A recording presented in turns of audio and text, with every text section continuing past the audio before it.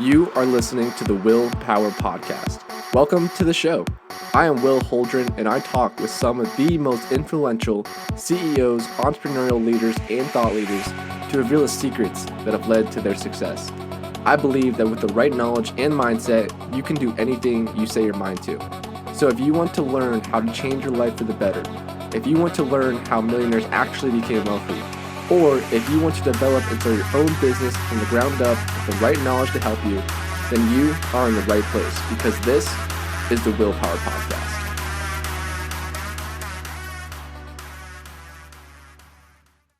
How we doing, everyone? My name is Will Holdren. I am the host of the Willpower Podcast. Today we have an incredible entrepreneur and a founder of many companies. I actually met him at the last Atlanta real estate conference that I was at. And his name is Andrew Cartwright. And Andrew is actually the founder of over 32 startups in 17 different industries. On top of that, he has had 17 acquisitions and over 5 exits. And his most prominent company right now that he's working in is called Capital Velocity, where they transact over $1 billion every single month with loans.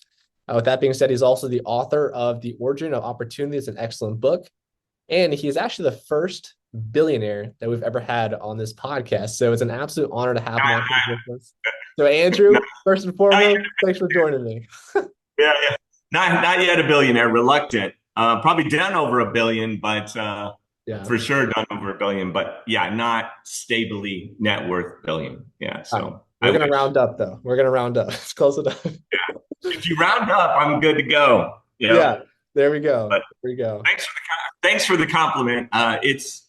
It's definitely in the plan in the next couple of years. And part of the reason I say reluctant billionaire in the background is because I definitely could have been there already. There's just certain things I'm not willing to compromise on my, empathy, passion. There's lots of ways that you can become a billionaire. If you look at how many people have become billionaires, and you look at what they've done, whether it was, Mark Cuban, who pulled a fast one on Yahoo and got his $5.7 billion or whatever it was. And he's been able to just, use that. He's lost in the 85, he's admitted to this, in the 85 investments, I think over $20 million that he's lost in investing in those companies. So, you have that. And, there's just you got Bill Gates grabbing Steve Jobs' operating system and running off with it. You've got if you really start studying billionaires, there's very few that actually organically grew it on their own. Like say Elon Musk is one of the rare breeds that, risked it all several times and is obviously he's probably my favorite of success stories. Elon Musk would be my absolute favorite. Yeah. Couldn't happen to a better guy, Yeah, he's pretty incredible. Have you met Elon Musk? No, I haven't. I look forward to that someday. Maybe I'll see him around in the political arena. I mean, once you get to a certain level in business, a lot of stuff revolves around politics and politicians. Yeah. Getting them to agree to stuff. So yeah. Well, jumping into your story, I know you talk a lot about a lot of billionaires, for instance, they didn't do all organically on their own, but going into your childhood, I mean, what was that like for you growing up? What was your situation like? Were you always an entrepreneur growing up? I grew up in a household of 2 entrepreneurs. My mom had always had like an entrepreneurial spirit. She was at first a homemaker and then a jeweler and a wholesaler. And then my dad was a contractor that I grew up in the house I grew up in. But 12 years old, I was financially cut off. At least that's what my father told me. Wow. That you weren't getting any more money. And brutally, when it came to finances, I had to figure out at 12 years old how I was gonna, earn the money that I needed for, clothes, food. I even so much at school worked in the cafeteria, got paid in food. Wow. That's how, I negotiated a deal with the cafeteria manager to get paid in food. And I was able to feed myself and about 5 or 6 of my friends every day. Wow. That's pretty Yeah. impressive. Pretty impressive. So what would you say was your first startup company that you got involved with, post high school, post college, if you went to college, what was kind of your first entrepreneurial endeavor? But what do you mean post? How about pre? Pre. Yeah, pre, there you go. Pre college. I'm 12. I'm not out of high. I'm not. Yeah. Yeah. So yeah, I'm like in middle school. I started selling jewelry to it was very. I lived in an urban area that was very not like a suburb area that had a lot of jewelry was a big thing. Rapping, breakdancing, all of that. The hip hop culture was huge where I grew up. So grew up in the Richmond, Oakland, Vallejo kind of corridor. And I found out early on that I could get a wholesale license. It didn't matter how old you were. You can get a resale certificate and then you could go buy almost anything wholesale. So I got that. I noticed that the jewelry stores were charging 1,000% markup. That means if something was $30, they charge like as much as 300, right? So 30 to 300, what I did was just buy and sell it for double what I paid. And then I would collect half the money up front. So if somebody was buying a $10,000 gold chain, that would be, my cost on that might be 1,000.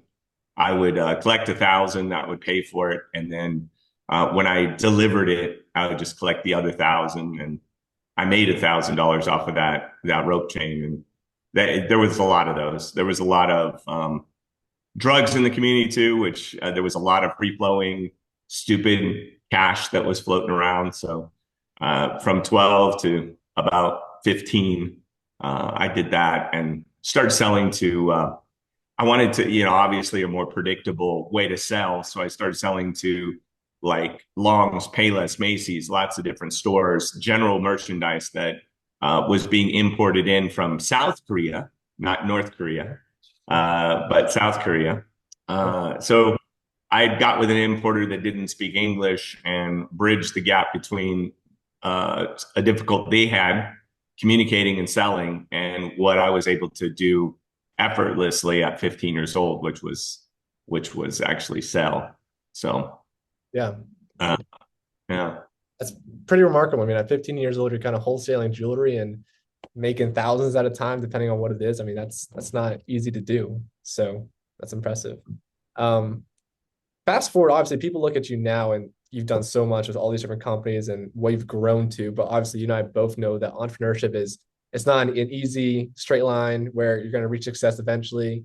There's going to be a lot of ups and downs. So I'm curious, along your path, where you're starting up different companies and growing different companies, have there ever been times where you look at your situation, man, like this could end me, like I could go bankrupt or this could end very badly? Oh God, yeah, all the time. In fact, it's happened 3 times. So I've gone from hundreds of millions to $12.8 million in debt, but never filed personal bankruptcy ever. Yeah. So I just always called all the banks, negotiated everything, and got people paid back. So each go around, I did not file bankruptcy. That was the last time I was 12.8 million in debt, and then before that, I had lost 15 million in 2002 and went $875,000 in debt, and spent that. That's when I was like homeless, hiding my car, sleeping, behind the gates of an apartment complex so that they wouldn't take my car while I was sleeping in it, and then showering at the gym that I was paying a gym membership for $10 and going and grabbing my clothes from a storage unit. So that was like $50 a month. So um, Wow. During those times when, like you said, you were in debt 15 million, 12 million at a time, and you said you were homeless at one point because of that. I mean, how do you keep a positive mindset and how are you able to rebound in such a big way to continue on and just find that next big opportunity and keep growing? I think it's one of the biggest problems is entrepreneurs. If you're working for or connected to the money and it owns you, and you don't own it, money is gonna like rip your soul apart. I really don't, I respect money. I definitely am handle it as a shepherd, and take care of it and take care of other people with money. But for the most part, it doesn't run my life. It doesn't own me. I see a lot of entrepreneurs that operate from absolute pure greed, and envy towards other people, that they want to figure out how they can accomplish something. And for me, business has always come from a place of love and passion to serve people and give them what they want, whether that's a product or service. And then I align myself with something that has margin, and I consider profit a small price to pay for efficiency. So if I can deliver a service or a product efficiently that has margin, then I can produce a profit. And if the whole market falls apart, like in 2000 when it did, in 2008, there's not much I could do to avoid that. But if money owned me, I wouldn't be alive today. Mm. Wow. Because it's been so brutal. God's put me through some really rough challenges. I say that humbly, because then God's gonna go, let me go ahead and give him an even bigger challenge. And I'm Right. like, Right. Knock on oh, wood. Yeah. not so much, man. Yeah. Because there's so many people that have just made it one time and just never lost it. But if given the opportunity to do it again, could they really?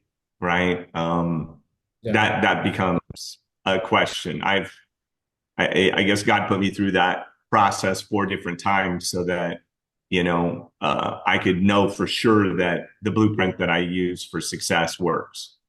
Right. It just proves that you're resilient. You found a way to bounce back and make it work in a big way. Um, Yeah. for a lot of people listening, a lot of people are currently entrepreneurs and have their own companies, and they probably, might be at a $1 million range. But in your experience, I mean, what is the hardest thing about growing a company from like 1 million to 10 million to 50 million, eventually all the way up to like 100 million? So like, what are the main differences that you're seeing from entrepreneurs that are operating at $100 million level compared to people that are operating at the $1 million level? I would say, and it's so obvious to me, and I see it all the time. It's frustrating because even talking to people about this, they won't hear what I'm saying. So I'm going to say this, even though probably nobody will really understand, interpret, or do what I'm about to say. It's like almost like a waste of breath. But I'm going to say it anyway because I see it. Most people don't get their head around the financial aspect of their business. They're more worried about being a CEO than one of the next spots, almost equivalent, is a CFO, a chief financial officer. So in your brain, if you can't operate both as an executive, a chief executive officer, and a chief financial officer, then you need to farm out, maybe get a part-time CFO, someone who will, because that's where your CFO is going to be able to help you leverage the business to be able to get funding that you need. They'll help you assemble and buy other companies, because the fastest way to grow is to buy your competition, right? They're able to, put credit lines together to help you with advertising campaigns that you wouldn't be able to do. Line up your real estate. I mean, if you're paying rent at some place, some point you need to buy your real estate and start taking the depreciation in that real estate, start building equity, and then over time, I mean, 10 million's easy if you're pushing a million, and you acquire, buy your real estate, and use the leverage of your company and cash flow to buy real estate. Like, why wouldn't your business own lots of real estate? Like 50 different properties that you're reinvesting the money that's coming in. So at some point, like even the money that you have in your account, most everything that I keep, in accounts is in a money market account. So they're paying me 5% of my money while it sits there. So while I'm waiting to deploy it or do it, it's literally making money. I don't have a dollar in my world. I take that back. There is 5,320, not $14 that's not working right now. So I'll get it to work. But Yeah. It's not working. Everything else is in sweep accounts, some paying 8.1%, like through Moomoo, or 4.5, sometimes 4 through sweep accounts through Wells and through different banks. They use my money in order to balance their books. So they take my money every night and they borrow it. They pay me for borrowing that money so that they can balance their books with the Federal Reserve. So that's what a sweep account is. Gotcha. So Gotcha. everything works. Yeah. I think that's an excellent point. I mean, being able to wrap your head around the whole financial aspect of your company. Now, in that regard, are you saying that if you are the CEO, you should be competent enough to also be the CFO and play both roles, or you should essentially hire out the CFO role because obviously your time is limited and you got to bring someone in to help out with that? I think you got to look at it from wherever you are.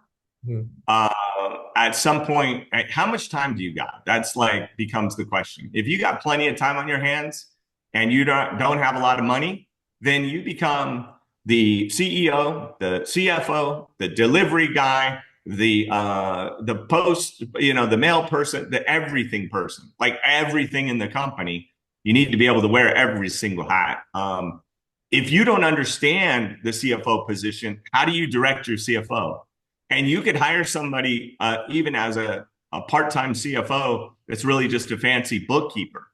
You need someone that understands financial strategy, not keeping track of your books, but how you take your cash flow and your books and multiply that. Like I have unlimited money to lend into real estate. I write my own paper for people and I can press the button and make dreams come true. I don't require income statements, don't require a tax return, don't need bank statements, don't need, really, we soft pull their credit and we fund a business. See, businesses have unlimited cash flow. So if somebody comes to me for a loan, we do 5 million, they come back 3 weeks later, ask for another, we do another, and none of that hits their personal credit because it's businesses are meant to be in debt. Look at every single corporation. The debt on the corporations equal almost to the equity side. So if a company is valued at, $1 trillion, it might have 800 billion in debt. Wow. That's called leverage.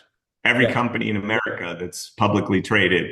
And what's crazy is if it doesn't have debt, then a corporate raider will go buy the company and liquidate it for its assets. So debt is also a strategy to protect your assets from being attacked. Interesting. Both on Wall Street and on Main Street. Yeah.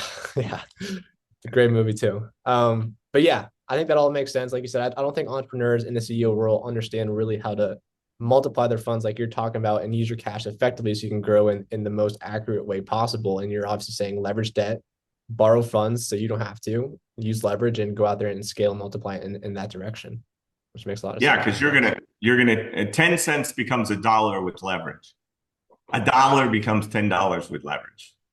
$100 becomes $1,000 with leverage. Yeah.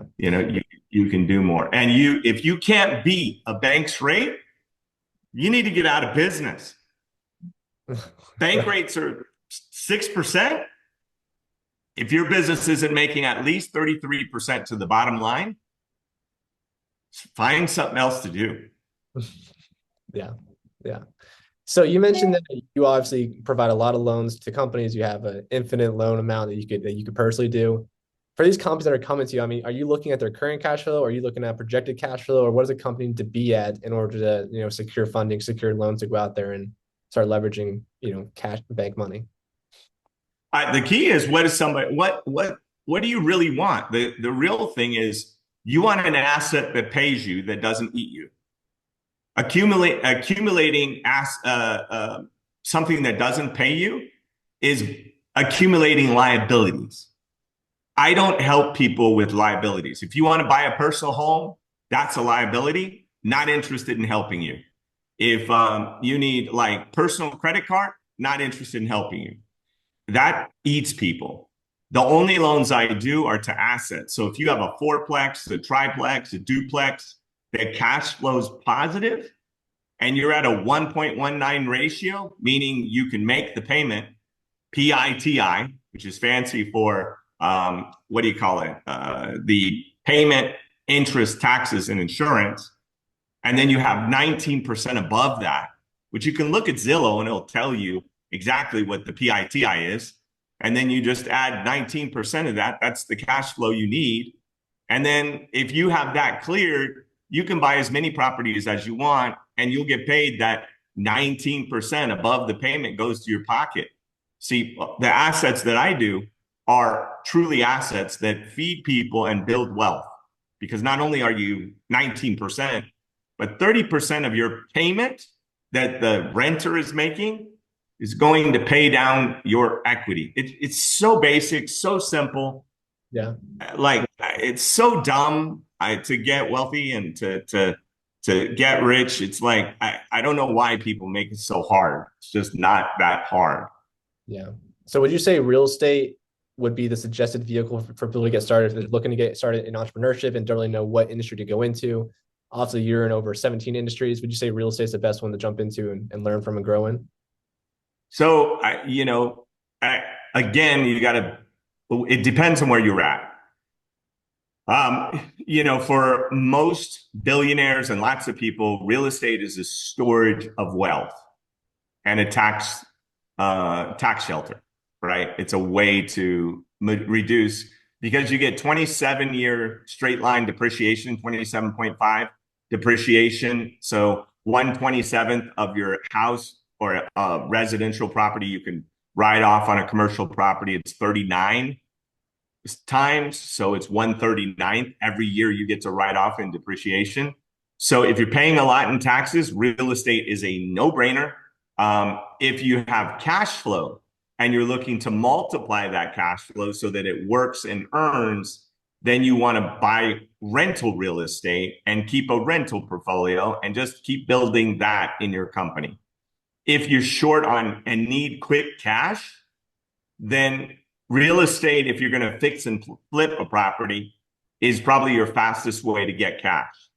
And if that's not what you're good at, go earn a lot of money in your business and then put it in a rental property and build a portfolio. We do 30-year fixed loans. You get the margins right and you got mailbox money. So it's pretty simple. So depending on where you're at, it could be that you're buying a property for your business and you're renting out half of the property so that it pays for itself. It could be buying a fourplex to live in one and hack your rent so that you pay nothing so that you can save money. Like if you own a company and you buy a fourplex and you move into one of the units and the three pay, right? I know one person that just showed me a deal. One single unit paid for the whole fourplex. Wow. So they're sitting there in a fourplex, one rent payment paid for the whole loan. So literally they're getting cash flow from two other units and they're living in one. And they're making money where they live. Where they live feeds them instead of eats them, which means they make more money in their business that they can dump back into real estate. And if you can delay your gratification, not buy crazy, stupid stuff like expensive cars and watches and, just blowing your money, you want to wait till you've accumulated so much so that you can scrape 10% off the top. And then that's your enjoyment money. But for the most part, 95% of whatever, I just let it keep going. It also builds a safety nest to know that if market cycles, which we have all the seasons in a market, we have winter, summer, spring, and fall, so you need to be prepared. Like people are thinking we're going into summer with Trump. We may not. We could be going into a winter because we're going to pull back on spending, which means there'll be less money in the economy. And if we have tariffs, it'll cost more. The only offsetting balance that I can see in Trump's policy is that we'll get oil from Texas, North Dakota, from the US. And that should bring more money back to the US rather than sending it to the Middle East, which is, you go to the Middle East, it's a desert. Yeah. where did Dubai come from, and Abu Dhabi, and where did that unbelievable islands come from? It came from oil. And, the US is such a big feeder of that money to them. So, Yeah. we need to bring it back stateside. We could have all that stuff if we pulled our own oil. We would have, an island, Palms Island, out maybe in Texas Yeah. or in Florida. But instead, it's built, in what do you call it? Yeah, Abu Dhabi Yeah. or, That's it. Dubai. Right. You know, where do you think that money came from? Yeah. Well, like you said, I think with Trump, I think some things will definitely be shifted around, and a lot of people are uncertain what the market's going to look like. Obviously, you being heavily involved in real estate, what is your projection? We know with Trump coming into office, and where do you see the real estate market going the next year? I mean, Trump's a real estate guy, right? Yeah. So I do think he'll come through on the promise of taxes. So I think there will be money in the economy because of the tax strategy that he implements. I think, some of the spending, reduction in spending, we're not going to see for a while, but we will see right away if that spending stops. Although Elon and some of them have been talking about how even if they lay people off, they'll still pay them for up to 2 years, which would be the money would still be in the economy Yeah. because a large portion of our economy is printed out of thin air. If we're going $1 trillion in debt every year or 2 trillion, that money is flowing back into an economy that's not sustainable, which means we're going backwards a trillion or $2 trillion or $3 trillion per year backwards. So we're printing money out of thin air to support our lifestyle. So it's like a credit card that we're spending the money because we're not collecting enough money to cover the burden of government at the moment. Yeah. Does that scare you how fast the amount of debt is growing in the US? And do you ever think the US dollar could potentially crash in that regard? So money in itself, I've studied currency since I was 15 years old. Money is just an idea backed in confidence. Uh, Money is just an idea backed by confidence. That is it. So, to the degree that we're confident the US dollar will be used, will be to the degree of the strength of the dollar. Now, there's been 1,500 currencies that have collapsed. I carry $50 trillion in a wallet that's Zimbabwe money. You probably get the same Venezuela money, and one of the reasons we have the ability is because we've got the tankers, we've got the missiles, we've got the nukes, we've got all the stuff to protect the dollar. And so the dollar in itself is just people having the confidence in America. And as long as people have that confidence, then our dollar will be pretty much stable. But inflation is just the erosion of the idea of the dollar, that confidence eroding. So, I mean, it's been floating since August 15th of 1971 when we were on a fractional gold backing the actual US dollar to floating completely and being fiat, which is because we say it's so. Fiat is just because we say it's so. That's it. We say it's a dollar, so it's a dollar. Interesting. Yeah. Yeah, So it's that's kind of all. just, yeah, like you said, it's your belief and the confidence in the dollar. And to me, it's a similar thing to, cryptocurrencies, like Bitcoin just crossed $100,000. And, me looking in on Bitcoin, it just seems like there's no real asset value underneath it. It's just our confidence of what we believe it's going to be. So it's a hard time wrapping my head around that one. But how do you feel about Bitcoin and crypto and that kind of stuff? It's weird. It's funny that you say you're having a hard time wrapping your head around it. It is what it is, right? Like, yes, we can copy and paste the code of Bitcoin and have a Bitcoin too. There's nothing special about Bitcoin. Bitcoin's Bitcoin, right? What Bitcoin has going for it is a brand. The other thing Bitcoin has going for it is now it's in the investment world. So Goldman Sachs can push people's portfolio 2 or 3 or 4%. Mhm. And people that don't know any better are like, well, okay, I guess it makes sense to have this digital air number in my portfolio because it's a hedge against the dollar, against real estate, against everything in the matrix. So the Bitcoin is a hedge against the matrix. But if the whole world collapsed, why would we use if very few people have Bitcoin, why would we use Bitcoin if people don't have it? Like everybody who's broke would be like, I'm not using Bitcoin because I don't have any. Right. So, I've got a chicken to trade for some. I got an egg that came from my chicken. I got 8 chickens, so I got 8 eggs, or I got a dozen chickens that give me a dozen eggs, and I can go sell those eggs to buy me a steak, right? Or that would be a huge disparity there. $3 or $4 compared to 20. But that's a bad example. So maybe I need, 4 of those egg or 5 eggs days before I can buy a steak. So maybe I eat a steak every 4 or 5 days. But why would the everyday person trade their time and labor for Bitcoin if they don't have any? So I do think there's a problem there. And the other thing is governments, I don't ever see it supersedes our economic structure to allow a digital currency that is transparent. The government needs the ability to, like right now, if it didn't have the ability to print $1 trillion to $3 trillion, we'd have to collect that from everybody, like in real time.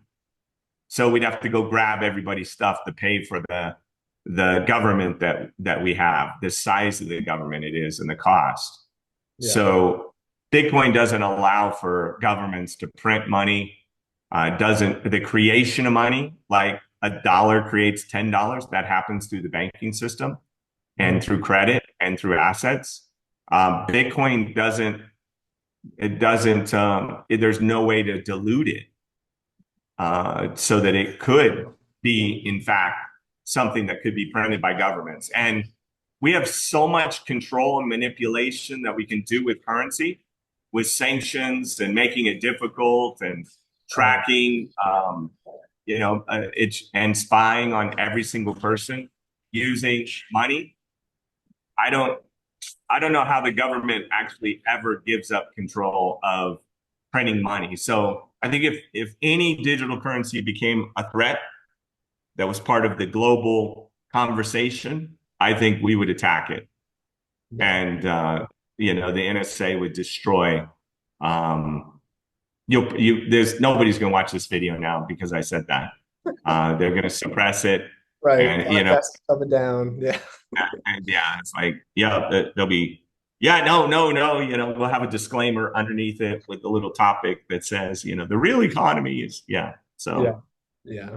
No, I think, but SHA-256, which is the foundation of the encryption, because I've studied it heavily. I've wrote white papers on it. I've lobbied for the blockchain task force. You can look it up on Google for the Wyoming, which has the most crypto-friendly laws in the entire country. They've got crypto banking, crypto insurance, crypto companies, where you can have an autonomous company that is built on the blockchain. I was there in 2016 fighting to put all those laws in place, and have been watching it and connected with it and part of it for a good 8 years. So I see the value of the blockchain, which is one of the best technologies to come around, to have trust that is distributed in air that nobody can mess with. The question is, NSA created SHA-3 and we're part of 256, which is the encryption. So if they did that, do they have the ability to destroy it? Number one. Number two is, once we have quantum computers to the point where I think we hit 48 qubits or 49 qubits, there won't be a single encryption technology on the planet that can't be broke. Yeah, quantum computers are a little scary. I think I saw recently that, I want to say Apple or Google, one of them just finally completed their quantum computer and was able to solve like insanely hard question formula in like 5 minutes. It's something that would take a normal computer like 100 years or something. So it's a scary Yeah, technology. it's a very different kind of processing computer. So we probably won't see it necessarily in our day to day because we deal with linear programs that are based on code and the sequence. Yeah. Um, quantum uses superpositioning and basically can compute basically all kinds of stuff at the exact same time and isn't dependent on going through a central process of code in order to, get to something. It can look at every possibility and try it at the same time with superpositioning. So you've got this, but that at the same time is not going to help with Quicken or QuickBooks or your email program. you know, It's uh, hardly, it, it might speed up AI a bit by giving AI so many variables to choose from that, that give it more access to computing to knowledge yeah. all Yeah. at once. Yeah. Yeah, it'll be interesting to see what happens, in the future. But it's a lot of things are changing fast with AI, obviously quantum computers and all that stuff. So it'd be cool to see what happens. But before we run out of time, I just want to ask you a couple more questions. So one, obviously, the stature you're at, the level you're at, I'm sure you've seen a ton of entrepreneurs have startups, grow their startups, and then something happens and something causes them to crash and burn. So from your perspective, when you're looking at other entrepreneurs that are building companies and you've seen them reach a milestone of success, I mean, what is the number one reason why, for some reason, that entrepreneur would end up failing? I mean, is it like alcohol, for instance, or women, or anything like that, or what have you seen, that causes people to crash and burn down the road? I've seen quite a bit, but I would say the biggest thing for me personally has been partnerships. Hmm. They have an old saying that in the legal community they said the first ship to sink is a partnership, right? So It's good. you know it's unless you have good buy sell agreements, unless you have the ability to part ways. I've had partners that in big companies that ended up getting on drugs and tanking the company. I've had partners that have gotten married and the spouse just destroyed the culture and destroyed the company. I've had divorces where people again the divorce killed the business. So I would say divorces kill a business, shady partners, drugs. Everything goes back to a woman, though. That's a joke. That's a joke. Yeah. so, Adam and Eve, yeah, go back to the creation. Adam Adam and and Eve. Eve. It's like it's there. It's the thing that Oh, blows everything up. It's yep. why P Diddy's having issues right now. You know, it, Yeah. Yeah. P. it's Diddy, all yeah. because she filed a lawsuit that opened a can of worms, and Right. now he's gonna go in front of our peer group and in May and have to deal with that. So and Jay Z now and Well, just lots of people. hopefully you haven't been to any P. Diddy parties. So we'll just No, but imagine if you're partners with P Diddy in a right. company with him, Yeah. right? I mean, it's a perfect example. You're partners with Jay Z, right? Um, Yeah. you choose your partners wisely, and be careful that you don't partner with someone who's envious, who's jealous. And the other thing that happens so often in partnerships is one feels like they're working harder than the other, and it becomes a race to the bottom of who can do nothing. So, if both partners don't have a ridiculous work ethic, like I work 7 days a week from the time I wake up till the time I go to bed, I'm working. And don't cry for me because imagine I get to go to the playground and play on the monkey bars and the merry-go-round every day. So I want to be on the playground as much as possible. So it is definitely not the definition most people have about work. To me, it's joy, it's excitement to be able to make dreams come true, to be able to fund projects and to help people with ground up construction and rental property to build wealth or to fix and flip a prop. All that stuff just fires me up. Buying businesses with my audience and origin of opportunity. That whole community is a lot of fun. We're selecting and buying businesses there. So, I just love to be engaged and see people accomplishing their goals. So, but if you pick a partner that is looking to hang out at the beach, I don't even know why, like, okay, go see the beach, read a book, then what? Like, I don't even, what are you just like on purpose fighting not to work or like watch television or play a video game? Like, Right. and you're just not working to make a point. I don't understand. Like, so Yeah. I guess that's what, yeah. Anyway, And I'm saying, I think a lot of entrepreneurs have that vision for some reason where they see themselves building a business, selling the business, and then that's it. And then you're just going to be on a beach, you're going to be done, you're going to be drinking a pina colada every day. And I don't know, just it doesn't seem like it's going to be a lot of self-fulfillment after that or joy after that. Like for you, it seems like you obviously still have a lot of fire, still have a lot of drive to go out there, and your mission is to make people's lives better and to be that impact statement in their lives. You can completely change things. To me, that's just awesome looking on it. I think you're talking about two things. I think success is two pronged, right? There is a science to success.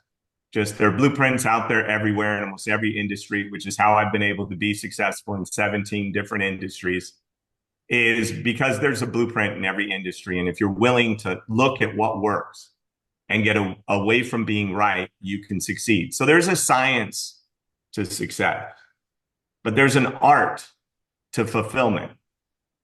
The piece is, yeah, you can make the money, but if you can't find fulfillment and joy in your life, and they're separate.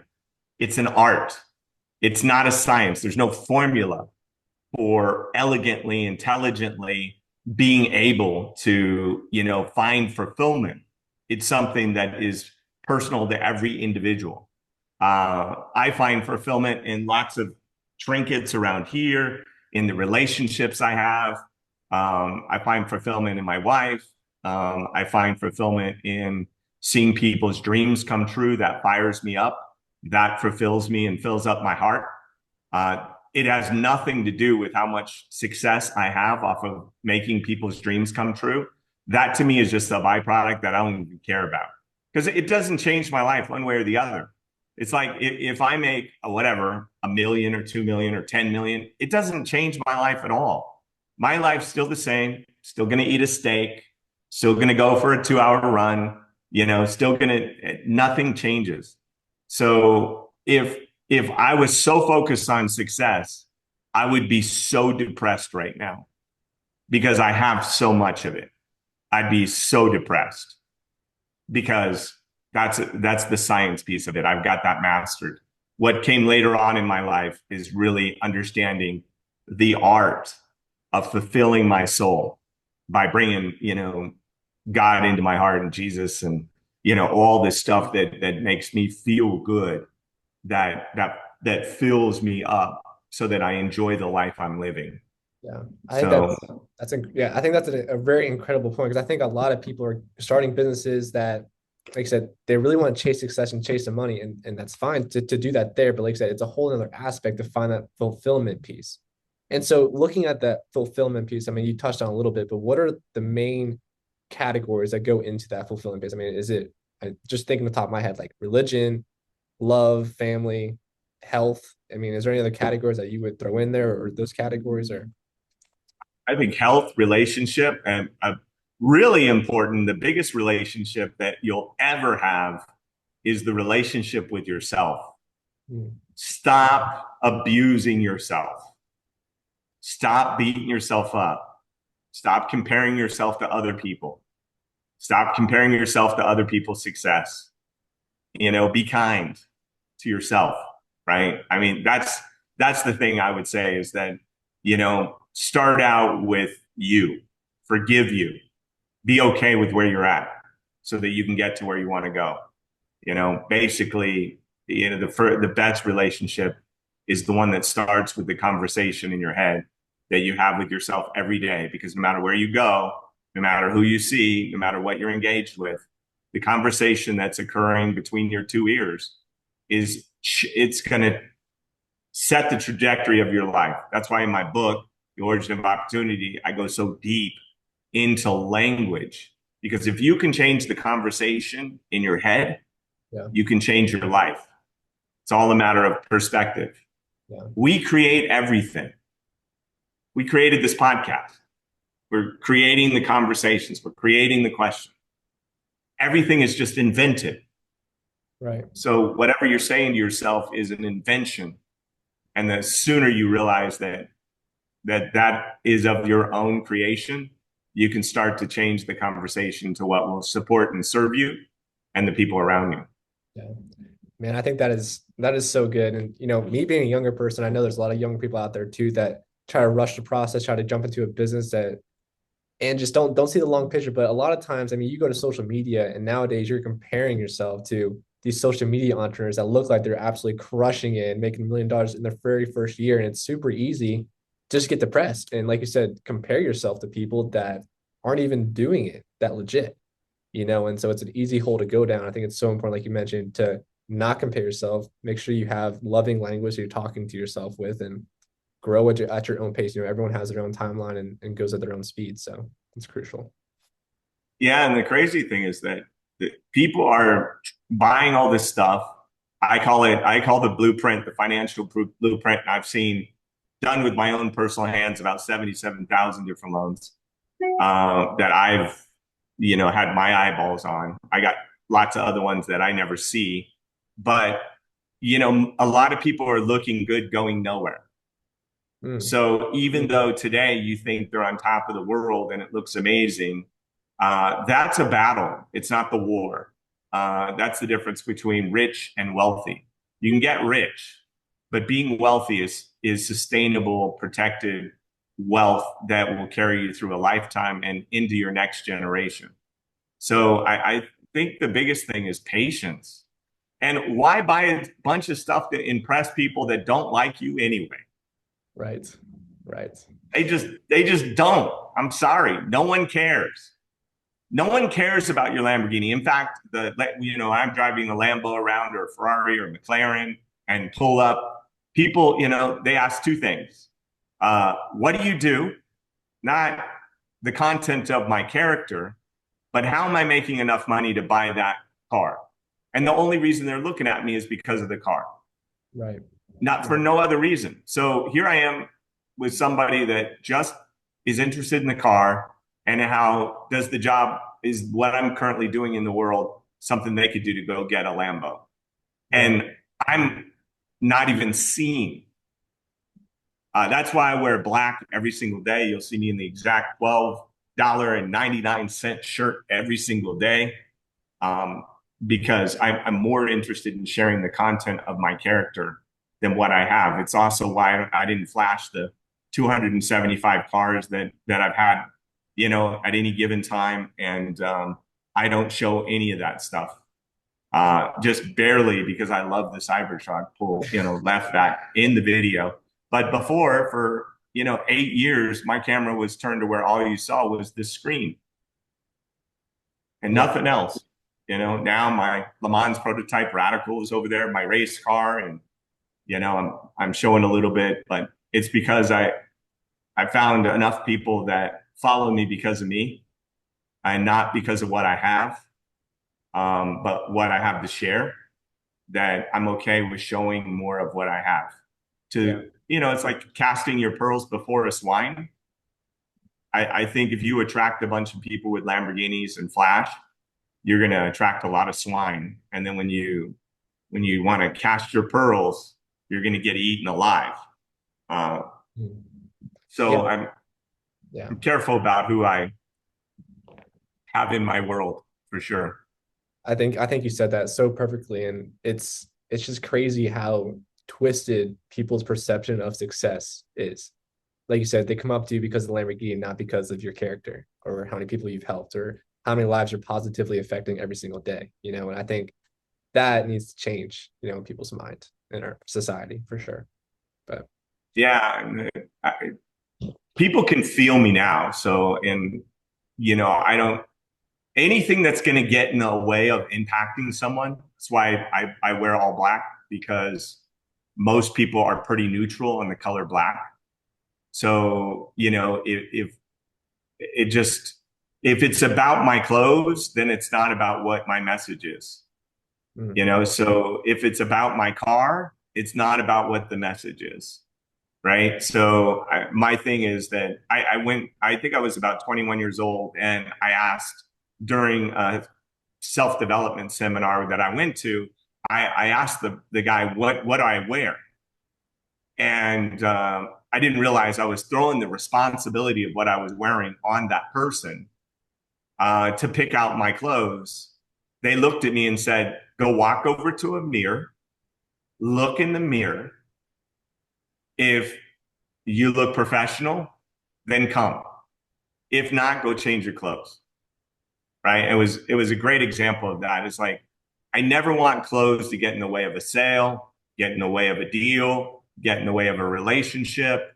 I never want clothes to, and I think suits are another thing. I dropped suits 20 years ago just because, I people identify that with like a banker, maybe an insurance.